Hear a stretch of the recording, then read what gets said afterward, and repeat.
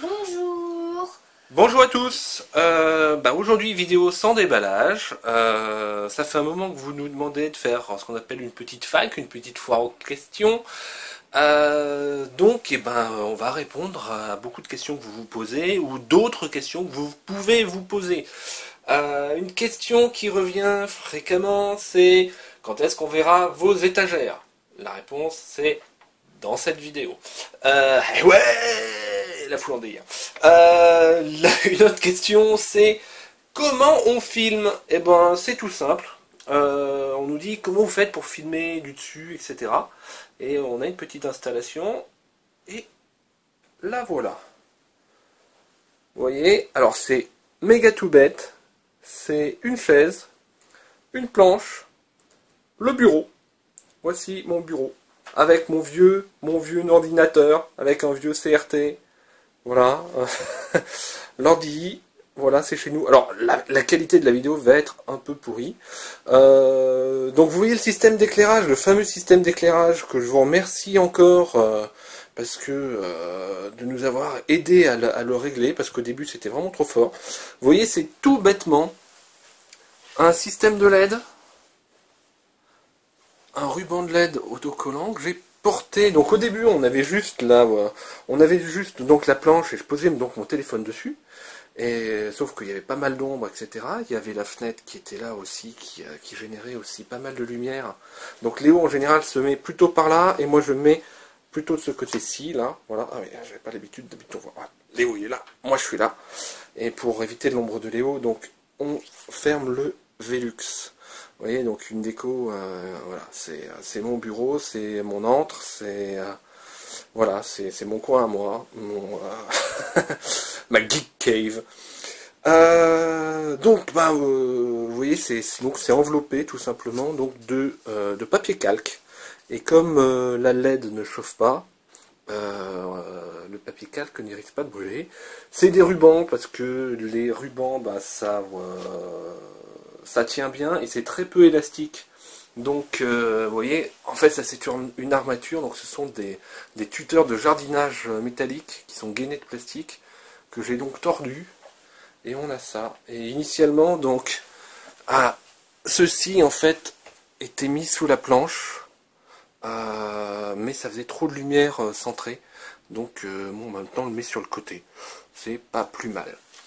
Alors voilà, maintenant vous savez comment on filme. Une autre question, c'est quand est-ce qu'il y aura du Candysan? Vous voyez les deux cartons? Ça répond à votre question? C'est bientôt. Bonbon Candysan. Voilà, Léo il est dans les starting blocks. C'est bon, t'as préparé tes dents? C'est voilà, une autre question, quelles sont nos boîtes préférées? Alors souvent je n'y réponds pas. Léo il a sa préférence, c'est quoi? Les boîtes de bonbons Candysan. Voilà. Non, c'est vrai que c'est difficile. Donc ici, vous voyez, donc là toutes les petites fiches qui sont fournies dans les boîtes, les garde toutes.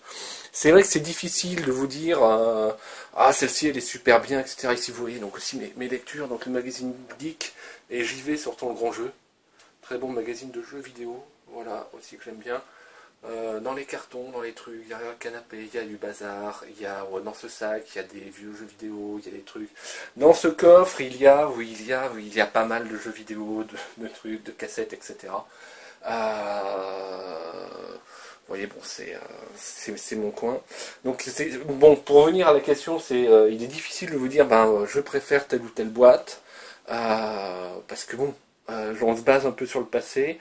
Parfois, il y a une boîte qu'on a trouvée absolument formidable, etc., qui nous a apporté des trucs absolument super chouettes. Et puis finalement, la suivante, elle est vraiment nulle. Ça arrive, il y a des hauts et des bas. Je dois dire que les boîtes françaises commencent à avoir une belle constance. On a une bonne qualité qui se pose. Les boîtes belges aussi, d'ailleurs. Le marché, c'est quand même bien structuré et les créateurs de boîtes font du bon boulot. Voilà, donc prochaine vidéo, on va essayer, peut-être début de semaine, etc. Je vous la mettrai en ligne. Donc ça sera du Candysan, il y a 2 cartons. Je vous remercie encore parce que, pour rien vous cacher, j'ai juste payé les frais de port.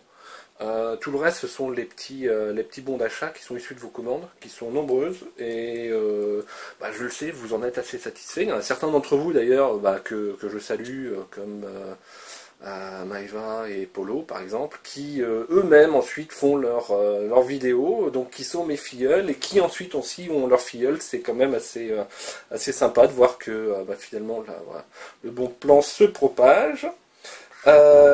Oui, Léo, tu veux dire quelque chose? Non? Non, tu veux plus? C'est juste pour poser une question. Ah, pose ta question.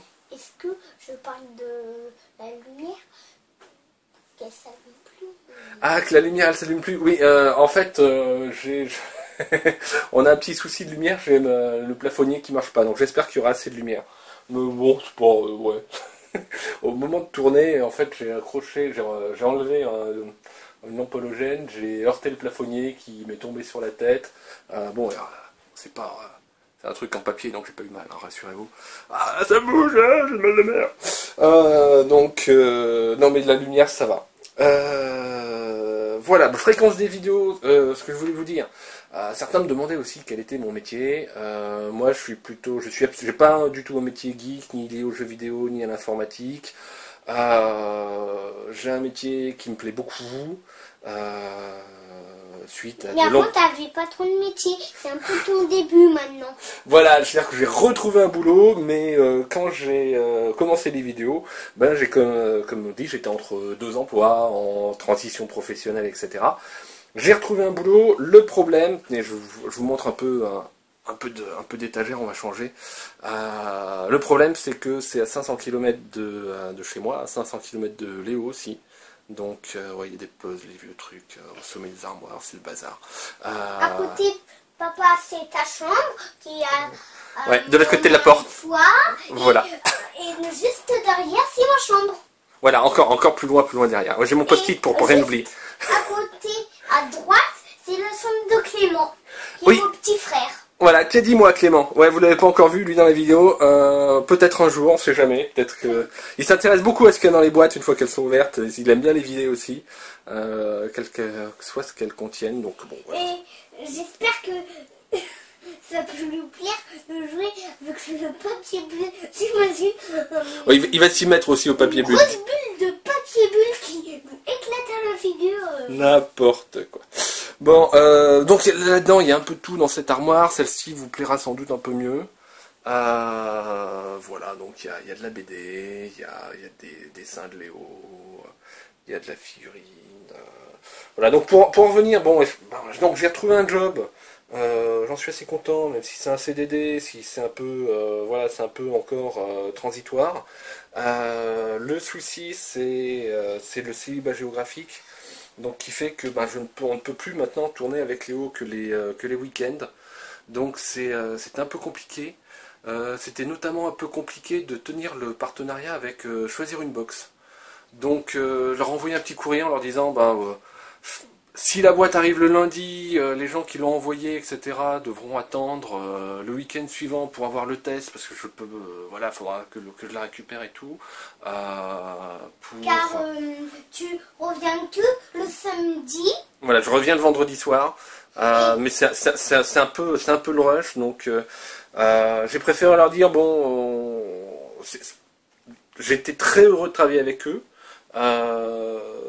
Mais bon, je pouvais pas faire un truc de qualité, en plus avec que le week-end, donc pour rédiger le test, etc. Bon, c'était vraiment, c'est vraiment trop le rush, donc j'ai préféré leur dire, écoutez, on va arrêter, je suis désolé. Je les remercie encore beaucoup parce que c'est quand même vachement bien, choisirunebox.com. Voilà. Il y a des vieux paquets de Magic aussi en haut. Ouais. Et donc voilà. Donc c'est pour ça que j'ai arrêté de choisir une box. Mais vous continuerez donc à voir la Stuff Box notamment, et de temps en temps la JDG Box, mais que j'achèterai avec mes sous. Bien, voilà. En parlant de sous, parlons un peu budget. Souvent vous vous demandez combien ça coûte. Avec Choisir une box, les boîtes m'étaient envoyées donc gratuitement, en échange de quoi je rédigeais le test, Et mais bon, toutes les autres, je les achète. Sauf la Geeky Box, puisque c'est eux qui m'ont contacté en me disant bah, on fait une nouvelle box, on aimerait bien que vous la présentiez donc, à vos abonnés, parce que votre chaîne est un peu spécialisée là-dedans. Voilà. La Neon Box aussi, donc la boîte qui vient du Japon. Et une fois, il y a eu l'Exclusive Box Batman, la première, où effectivement, ils nous ont proposé ça. Donc j'ai fait un petit papier pour essayer d'aller vite et voilà. Oui Léo, t'as une question? Vas-y. Ah, du coup je l'ai oublié. Léo voulait dire un truc et puis ça te reviendra peut-être. Voilà donc les vidéos normalement donc c'est simple, quand je reçois la boîte je mets pas de pub. Quand je reçois la boîte gratuitement, je mets pas de pub. Sinon, je mets un peu de pub. Voilà. Alors, ça rapporte rien. Honnêtement, donc la chaîne a plus d'1 an.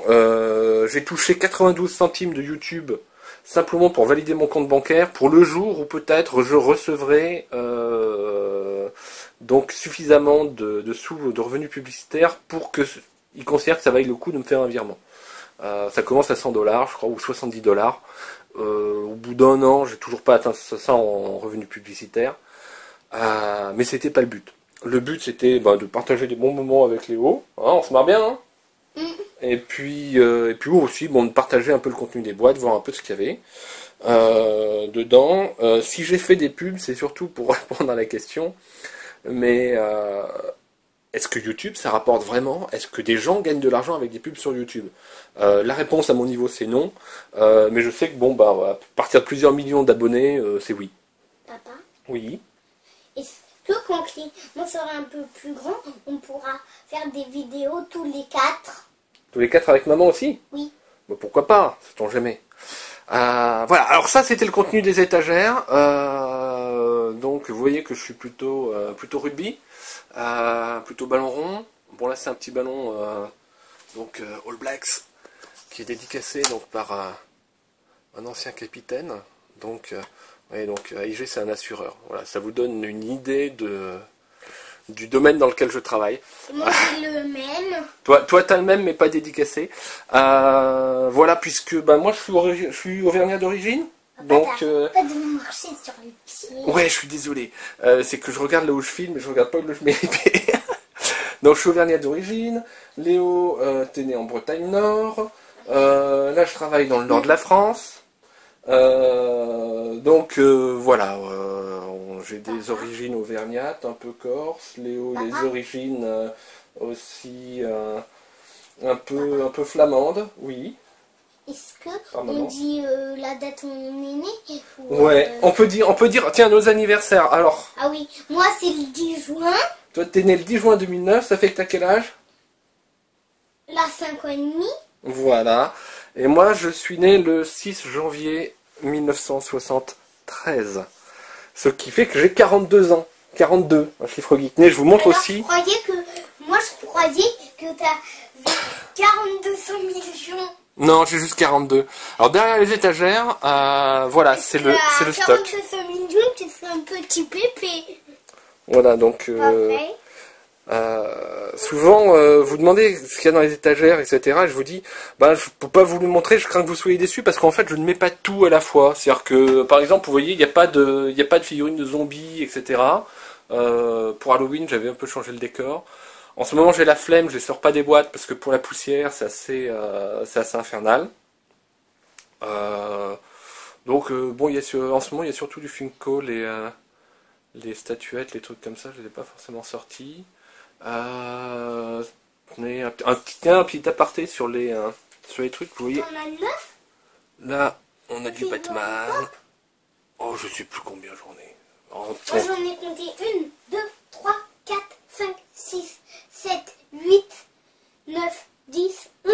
Maintenant, j'en ai compté 11. Ouais, ça, il y en a pas mal. Plus celles qui sont derrière aussi. Ouais, je vous dis, vous seriez peut-être déçus devant les étagères en pensant qu'il y avait beaucoup plus. 12. Mais en fait, tout n'est pas là. Moi, j'en ai compté 12.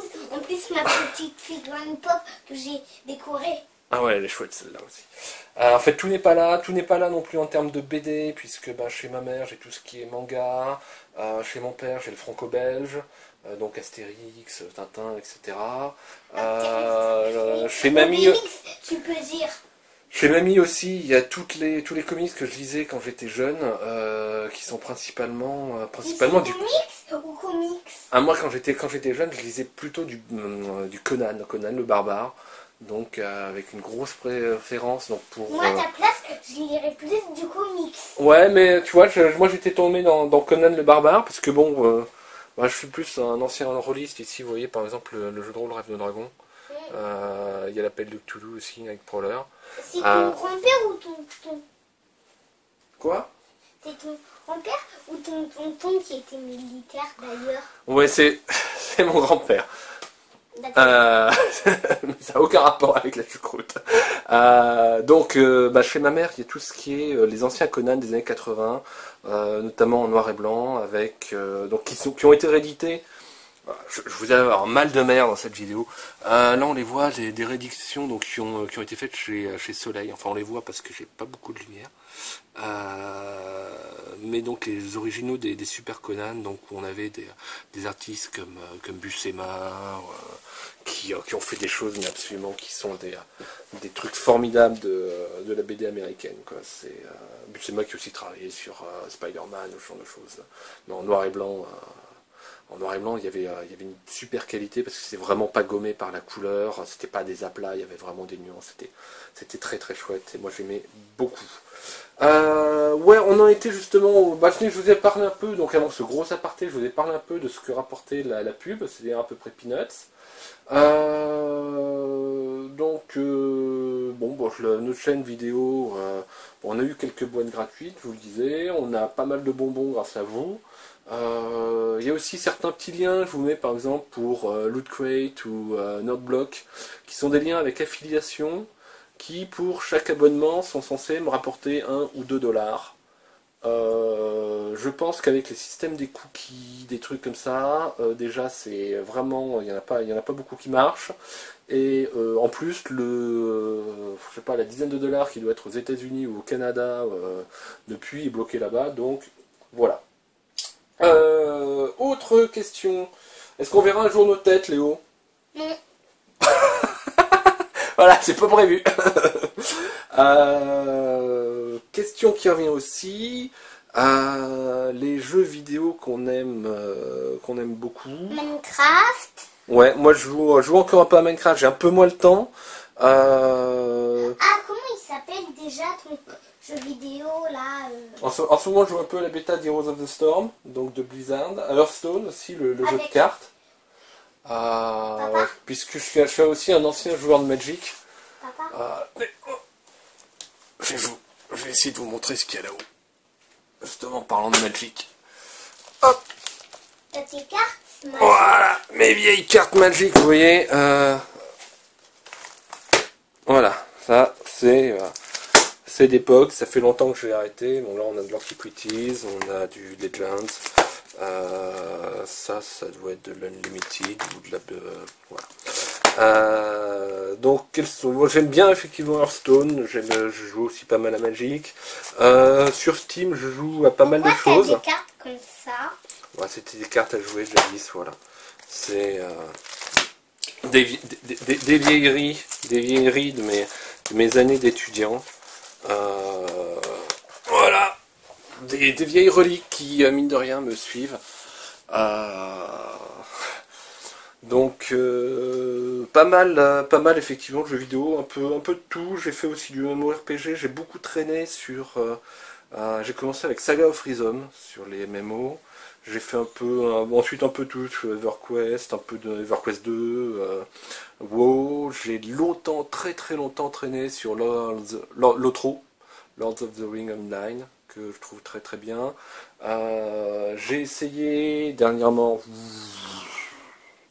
on fait looping.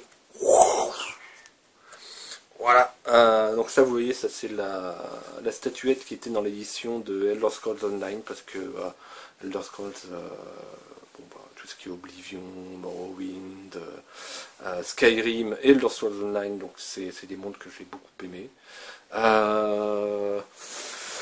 En jeu vidéo, Léo, on joue pas mal sur la Wii tous les deux. Oui.